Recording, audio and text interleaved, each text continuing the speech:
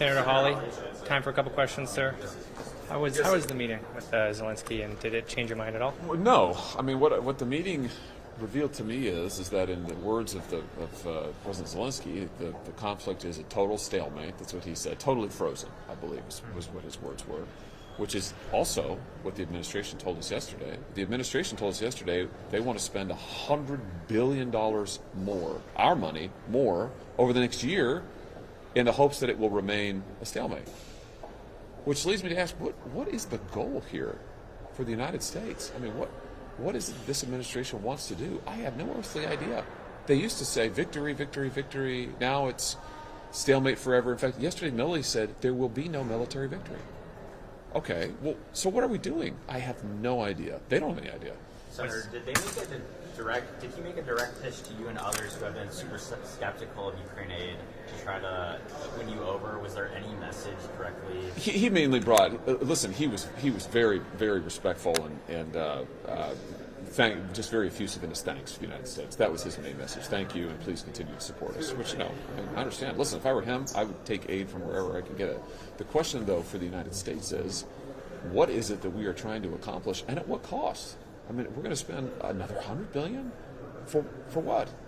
Meanwhile, our southern border is in a state of collapse, and China's on the march in the Pacific. I mean, I don't see where this is going, and I have no idea where it's going. I don't think the administration does either.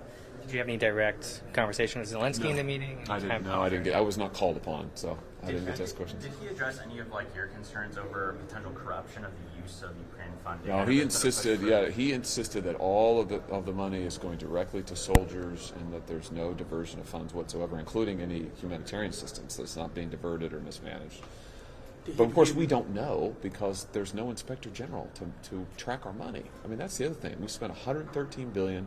The administration wants another $100 billion over the next year. That's from Austin yesterday, and yet they will not agree to an inspector general. It amazes me. Why not? Sorry to interrupt. Did you give any indication on what the next steps are for them going forward? No. Anything? No. He didn't talk much militarily, which is understandable. I mean. Right. But his plea was that they really have to have United States assistance. But then the question is, well, okay, but for what? I mean, in order to kick the Russians out, or in order to negotiate, or what? And that's really a question for the administration to answer, and they don't know. They don't know. They just want more money indefinitely. Were there any specific requests for F-16s or specific types of munitions? The ATACMS. I mean, he continued to ask for those. Which came up in the briefing yesterday as well. But other than that, not really. I mean, just a plea for continued U.S. support. And I want to emphasize, he was very, he repeatedly thanked the United States and the American people, which was good of him.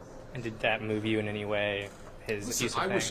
I wish Ukraine well, and I also wish our European allies to do their part. And the fact is, Europe has spent $88 billion combined. We spent $113 on our own, and the administration wants $100 more.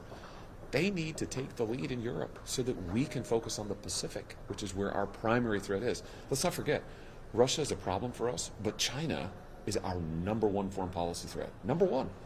And we're not being honest about that. And that's a huge, huge danger for us. So to sum up, your position is essentially unchanged? Yes, my position is unchanged, and I think our position gets more dangerous by the day. So we'll see. Thank you. Yeah, good to see you guys. Thank you, Senator. Take it easy.